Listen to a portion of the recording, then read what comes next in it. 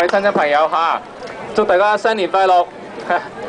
新年咧，其實我哋慶農曆新年啊，我哋中國人慶祝成2個星期有突嘅，所以咧今日都係祝大家新年快樂。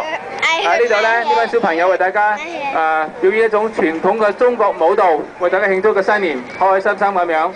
佢呢班小朋友咧都喺呢度名為學校嘅小朋友嚇，佢哋係信仰真善忍嘅嚇，所以咧希望大家咧好咁欣賞歡樂呢個新年。頭先見嗰個叫做旗舞。祝大家有一個勝利嘅一年嚟嘅，呢個係一個好意頭嘅開始嚇。頭先嗰個旗舞，跟住有2個小朋友，我哋跳一個叫做籌舞。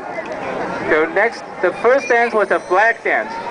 Okay, it has a good luck meaning to it. That means have a bright and winning and prosperous new year. The next dance is a ribbon dance. Oh, for those who want buy, you want there are some volunteers passing out the free calendar, the limited quantity. So if you want to get one, you can raise your hand, get someone to give to you.